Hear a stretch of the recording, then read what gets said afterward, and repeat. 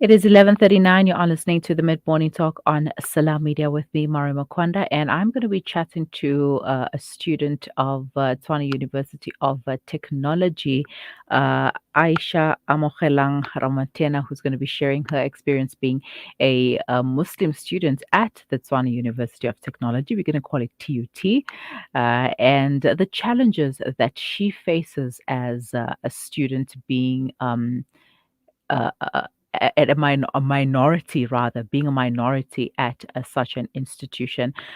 Let's chat to Aisha. Assalamu alaikum, Aisha, and shukran for joining me. Walaikum salam, Maria. Thank you for having me. All right.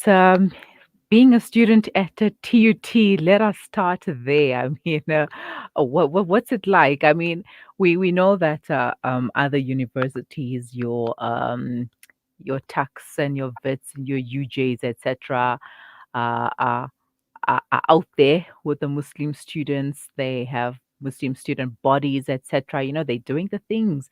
What about at TUT? What is your experience like being a Muslim student there? I don't want to lie, man. It's a bit hectic. I started TUT in 2019, did my MHC in accountancy, and that's when I realized that TUT literally has five Muslims. So I was around our campus, and I literally knew two of the Muslims because they were the only people who actually lived on campus besides Mm-hmm. myself.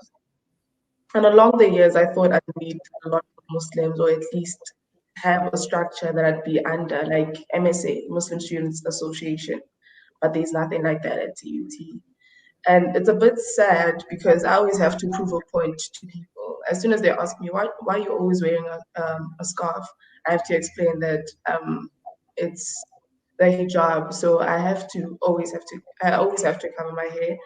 And as a Black Muslim, it's also difficult because people don't think Black people can be Muslim. And Mm-hmm. I don't think that's true. I'm a born Muslim.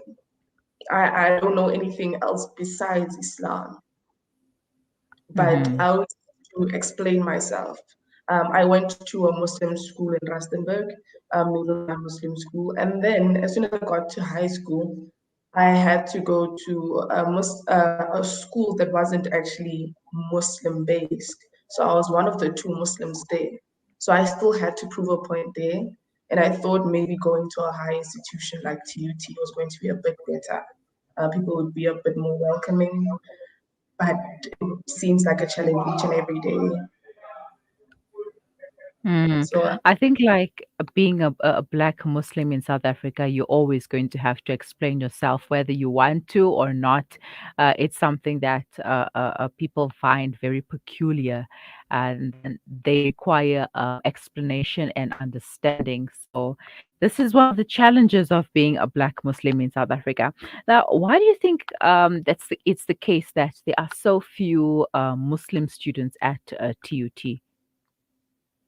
TET, unlike other institutions, financially it's very affordable. So Mm, the minority of Muslims there tends to be a bit higher because I'd like to think that a lot more Muslims can afford the registration fee at other institutions other than TET. TET, you only pay 240 for application fee. mm. So people in unprivileged backgrounds, sadly, um, are a bit more on other religions than Islam. So you'll find people of African spirituality there, Christians, and with Muslims or Judaism, you'll struggle. We don't even have prayer facilities. I always have to like ask to be excused so that I can actually go and pray. But yeah, and I see this every day because even my friends are not Muslims. But the one thing that I love about them is that they actually accept me for who I am. And I think I'm rubbing Mm, off on them because I saw two of them wearing scarves the other day. So I'm actually happy. It's working out. It's not bad being different. It's just uncomfortable at times because I don't like always explaining myself. Mm-hmm. All right. So, and recently we had an article, or rather a letter, that was shared with us from the Muslim Students Association of Pretoria. They were talking about them no longer having a place of prayer. That the building was allegedly taken away from them. Now, what do you think about that? First of all, what are your thoughts about the MSA, and then having a place to pray? Like TUT does not have a place to pray for any for Muslim students because of the minority. But also, what do you think about the students of other campuses like Takis, no, having their place of prayer taken away from them? MSA is a student body that's actually good for students. I feel like as soon as you know that you have a place at campus for yourself, that's where you can feel a sense of comfort. But as soon as something that you feel like is home is taken away from you, it feels like you're Mm-hmm. being robbed of something. So it's the Prince of campus that was taken off their prayer facilities. So now they have to settle for main campus or another campus in the University of Pretoria. I know the MSA in UP is actually very active because I spent my last massive data there, and they're very welcoming. I think that's keeping me in check in Pretoria because at least I can interact with other students from other institutions. But I don't think that institutions should rip away what they've given to students in the first place. I mean, if you've agreed to help me out in a certain aspect of my life, why are you then turning your back on me at some point? It doesn't seem fair. It seems like you were doing me a favor in the first place. So it kind of goes back to the morals of the institution. What are you actually saying about yourself? Is there Mm-hmm. a lack of integrity that we don't see, or do you just basically don't care? You know, so you tend to ask Mm-hmm. yourself such questions. Mm-hmm. All right, so Aisha, we're going to take a quick break, and when we return, we're going to play one of your poems, and we're going to talk about that a little bit. But stay with us. We will be right back.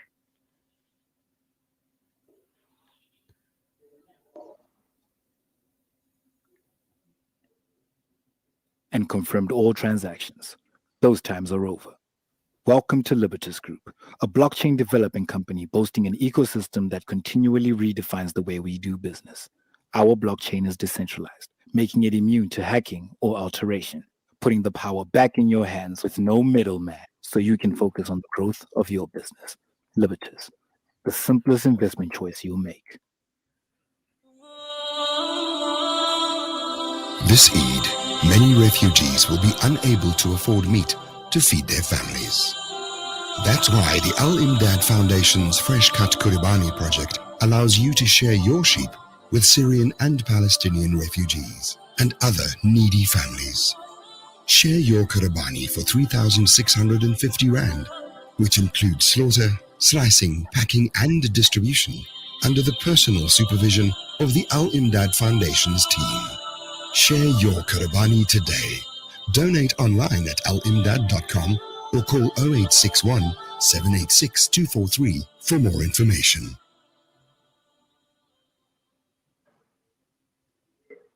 With so many investment options today, it's only natural that you might feel a little confused which route to take. Should I buy shares or should I invest in gold bullion?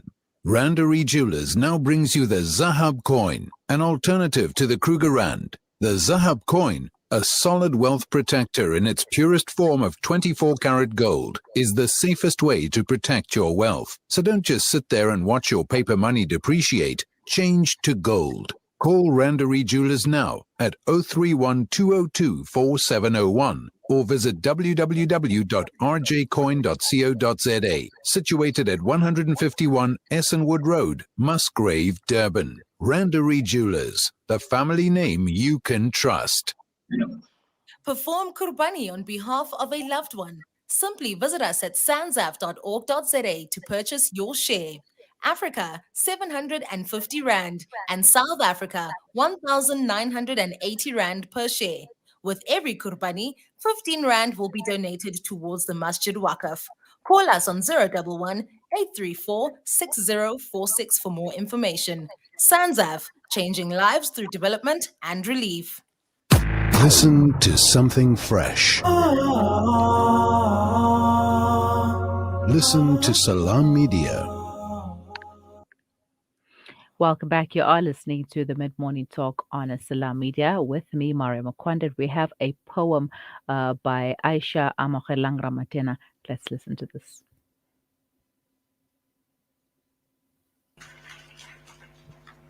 The second poem is about me as a black South African Muslim.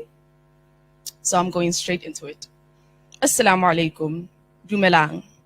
I am Aisha. Well, it's more like Aisha Ramatena, ngwana wa Bokoni Buphirima, daughter of the soil, born and bred in the platinum city of Rustenburg, black, Muslim, and it's not Muslim or Islam, it's Muslim.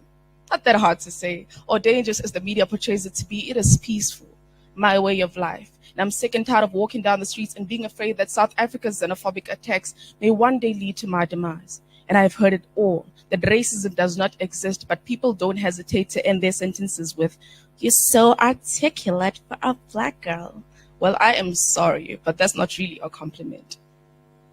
I am a spoken word artist, which is just a fancy way of saying that I enjoy telling stories.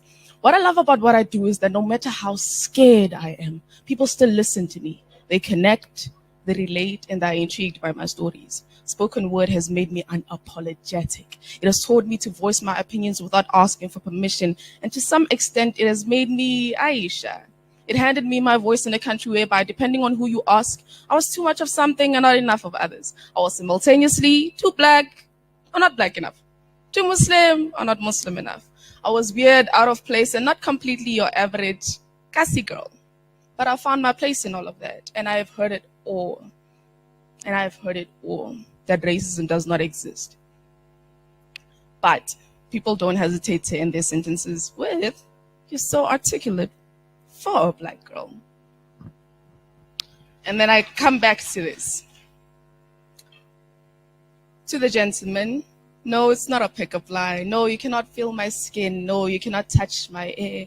No, you cannot tap that. Do not ask me to teach you how to twerk, because I really do not know how to. When you mispronounce my name for the 10th time in a row, it does not tell me that you find other languages challenging. It just tells me that you find other languages inferior. My name is of Arabic origin, and it means well, prosperous in life. It was handed down to me by my parents after a wonderful woman in the Holy Quran. Aisha radiallahu ta'ala was a genius. Everywhere was like a thesis. Look closely and you'll find a beautiful meaning, a reason behind my whole existence, and a revolution behind my middle name. So no, you cannot give me a nickname. My name is Aisha. Clap it out if you want. Jazakallah.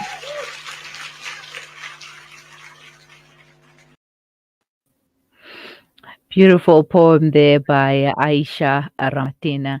Aisha, I mean, I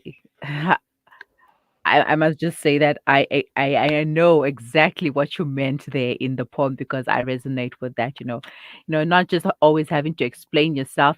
Those comments of, well, you're not like, at least you're not like them, and then you'd be like, what you mean them? Who are they that you're saying that at least I'm not like them? And if you went to a Muslim school or you were around other people of color, you will know exactly what I'm talking about when they say you're not like them. And then the other comments that come from non-Muslims, like the non-Muslim men in particular, with the exoticness, like, "Oh, you're so exotic." I'm like, exotic where? How? Why? It's like you're not always having to explain yourself as a Muslim, as a black Muslim, but you have to explain why do you look exotic. It's like, is it because of the scarf that I'm wearing that I look exotic? Wow, we have a long way to go. But what prompted you to write the poem about yourself, about Aisha? I was bullied as a child. So at the Muslim school I went to, I was not Muslim enough. I was Mm. that one girl from Gokasi, and all the other black girls were from privileged backgrounds. So I was not like everyone else. I couldn't afford the latest shoe or come to school with like a fancy car. I used the bus, you know. Mm. And as soon as I got to high school, it was the opposite. Now I'm too Muslim. Like it's always a contrast.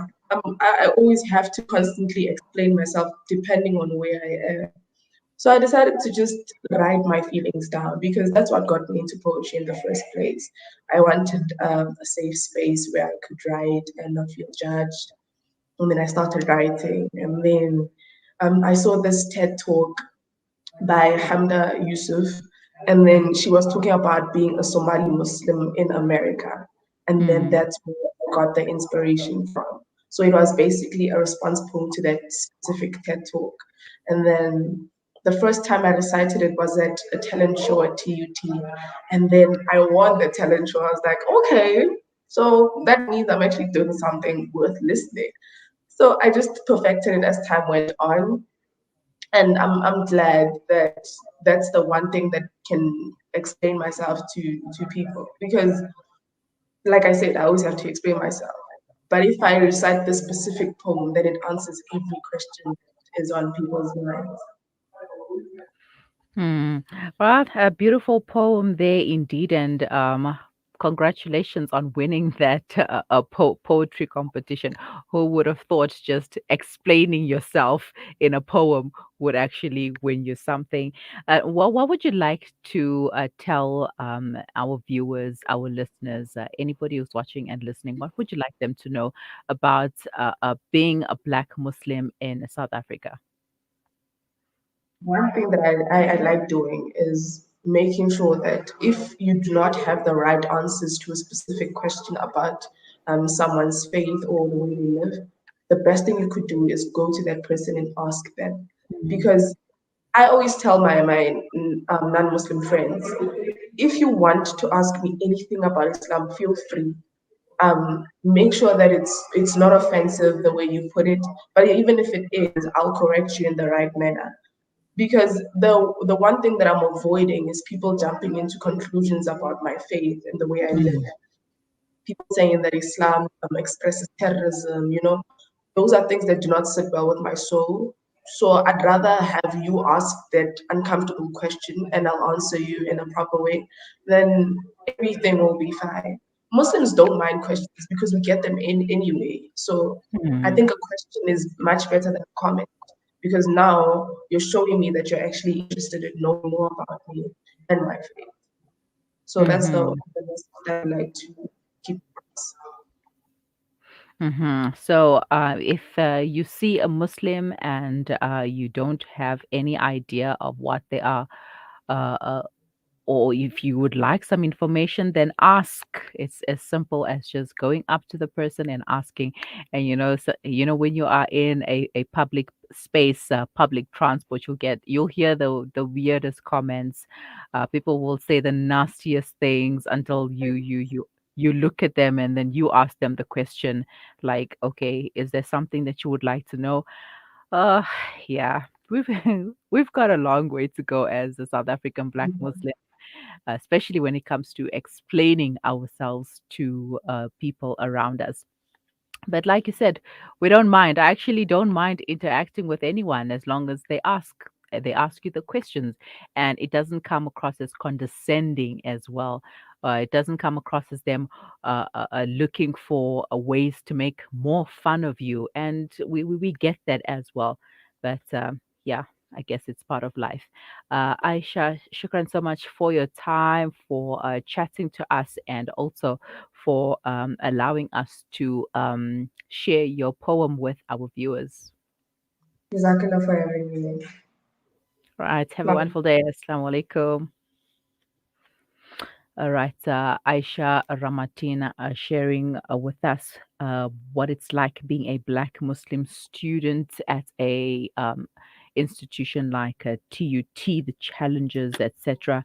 And one of them being that because they are a minority, there isn't a place to pray. She has to always explain herself. And in her poem, she mentioned that she's so articulate for a black girl. We get that all the time, guys. It's enough now. You can stop there. Anyone can be articulate. They do not have to be of a certain race. You are listening to the Mid Morning Talk on Salam Media. It is 11:59. We will be right back.